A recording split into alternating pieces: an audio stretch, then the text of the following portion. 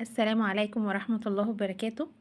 في الفيديو بتاع النهاردة هنعمل الدنش بتاع الأفران بمكونات اقتصادية. 4 كوبايات بس من الدقيق، طلعنا كل الكمية اللي قدامكم دي وأكتر منها كمان. طريقة بسيطة جدا وسهلة، طعمه تحفة وبيطلع معاكي كمية حلوة جدا بمقادير بسيطة قوي. تعالوا مع بعض نشوف عملنا الدنش بتاع النهاردة ازاي، وهسيب لكم المقادير مكتوبة في صندوق الوصف. ويلا بينا نبدأ الفيديو. أول حاجة عندي كوباية من اللبن الدافي، حطيت عليها بيضة، بحط رشة بسيطة من الفانيليا، حطيت عليها كمان معلقة كبيرة من الخل، ومعلقتين كبار مليانين من السكر، يعني معلقتين ونص.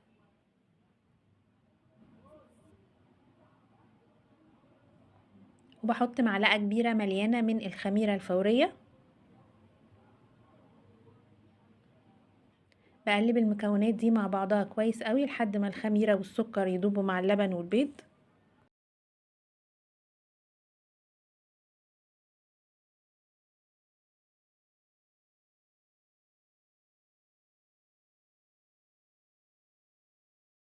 بعد كده بحط المكونات الجافة، 4 كوبايات من الدقيق. بنزل الأول بأول كوبايتين،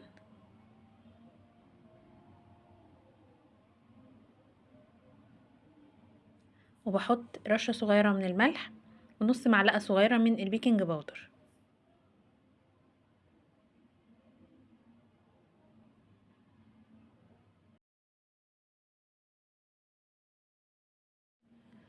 بخلطهم كويس قوي، وبعد كده بحط كوبايتين الدقيق اللي فاضلين.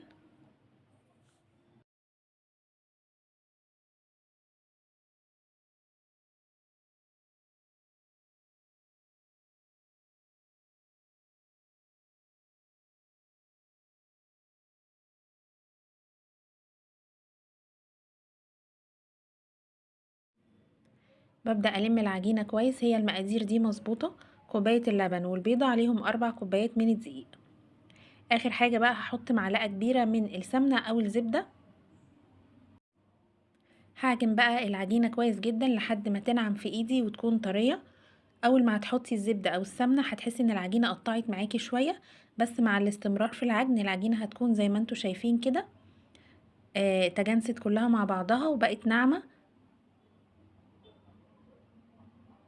بصوا شايفين عاملة ازاي العجينة طرية، شكلها حلو قوي. هسيبها بقى دلوقتي تخمر لحد ما حجمها يتضاعف، وبعد كده هنرجع علشان نشكلها.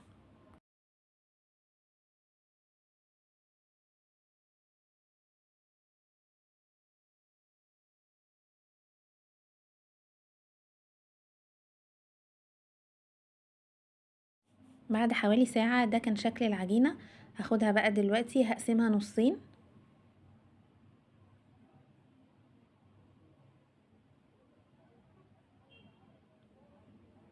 هشيل الجزء ده دلوقتي على جنب، وهاخد الجزء الاولاني هفرده مستطيل كبير بسمك رفيع.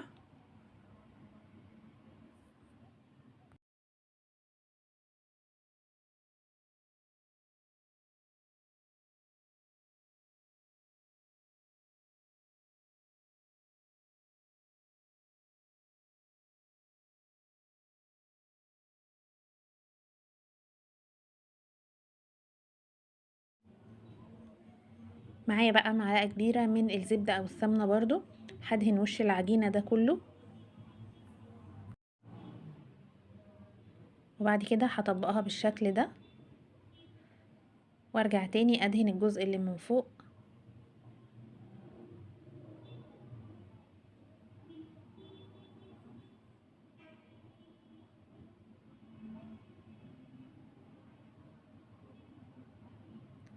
وبطبقها برضو كده، يعني على حسب ما تتطبق معاكي، وما بين كل طبقة والتانية بتدهني زبدة او سمنة، ما عدا بس الوش من فوق، وش العجينة من فوق ما بتدهنهوش. هاخدها بقى دلوقتي احطها في طبق عليه رشة من الدقيق، واحطها في التلاجة لمدة نص ساعة، ولو انتي مستعجلة ممكن تحطيها في الفريزر. وبجيب الجزء التاني من العجينة وبكرر فيه بالظبط نفس اللي عملته مع الجزء الاولاني. على بال ما بخلص الجزء ده بيكون الجزء اللي دخل التلاجة خلاص الزبدة بتاعته سقعت عشان ارجع اشتغل فيه تاني.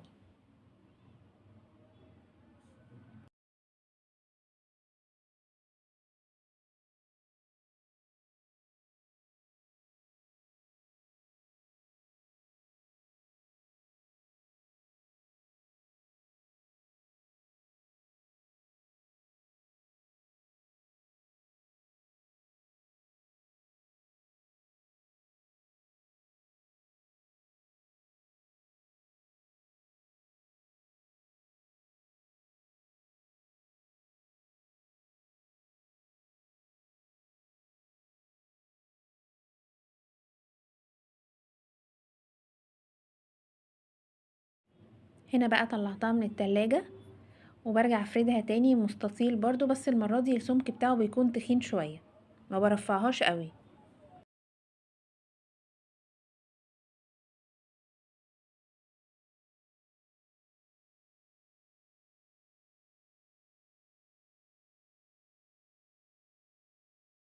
بعد ما فردتها بقطع بقى العجينة مربعات كده بالشكل ده، على حسب بقى الحجم اللي انتي عايزاه. عايزة الواحدة تبقى كبيرة هتقطعي مربعات كبيرة.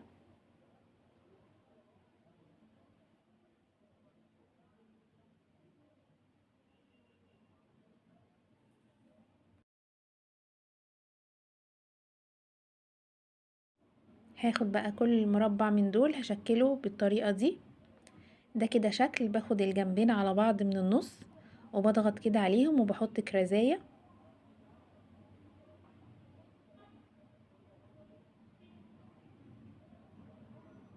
ممكن بقى نعمل شكل تاني. بجيب المربع بقطعه كده من الاربع حروف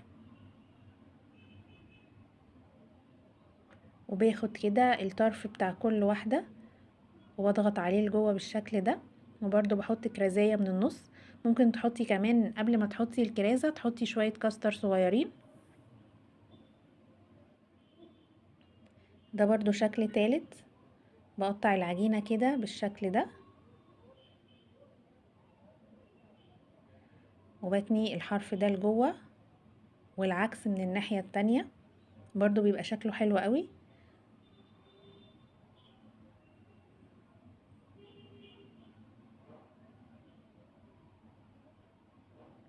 بكملهم بقى كده كلهم بنفس الطريقة.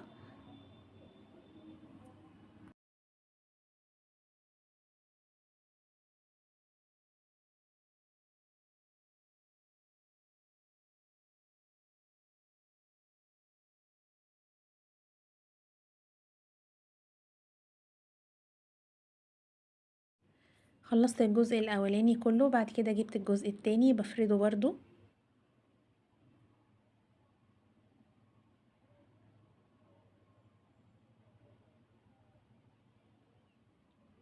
هنا بقى هقسمه على نصين.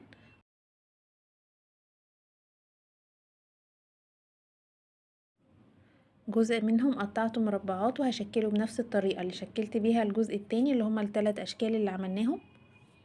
الجزء التاني بقى حطيت عليه رشة كده من السكر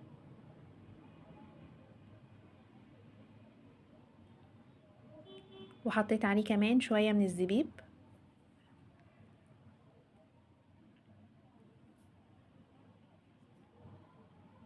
بعد كده بلفه من الجنب كده زي السويسرول.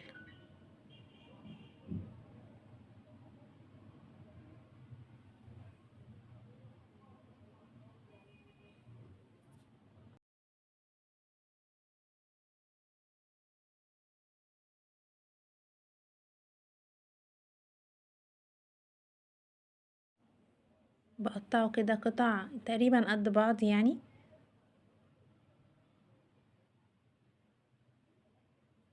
باخد كل واحدة فيهم بضغط عليها وابين كده الطبقات اللي من جوه واخلي الحتة بتاعتها القفلة دي من تحت علشان ما تفتحش في الفرن.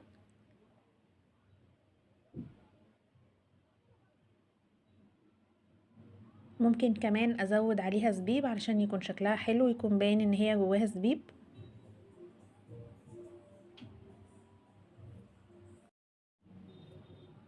هنا كنت خلصت تشكيل العجينة كلها. شايفين مطلع كمية حلوة قوي. حطيتهم في صاج يكون مدهون ومسخنة الفرن طبعا على اعلى درجة حرارة. المعجنات عموما بتدخل الفرن على حرارة عالية. عندي بقى بيضة حطيت عليها معلقة صغيرة من الخل وحوالي معلقتين كده من اللبن. ضربتها كويس ودهنت بيها الوش بتاع العجينة. طبعا ده بعد ما سبتها خمرت مرة تانية بعد التشكيل، يعني بعد ما بتتشكل بتسيبيها حوالي ساعة كمان لحد ما حجمها يتضاعف. وبعد كده بتدهني وشها ودخلتها الفرن. قعدت حوالي تقريبا تلت ساعة مش اكتر من كده، واخر دقيقتين شغلت الشواية علشان تاخد لون حلو من فوق.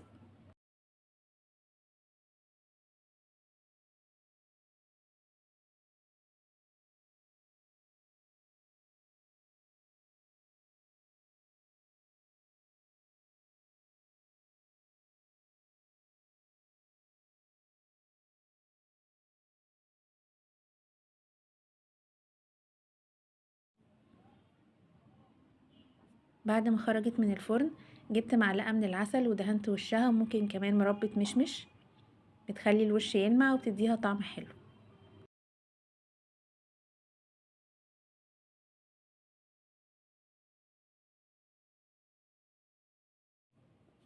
وبكده خلصنا الوصفة بتاعت النهاردة.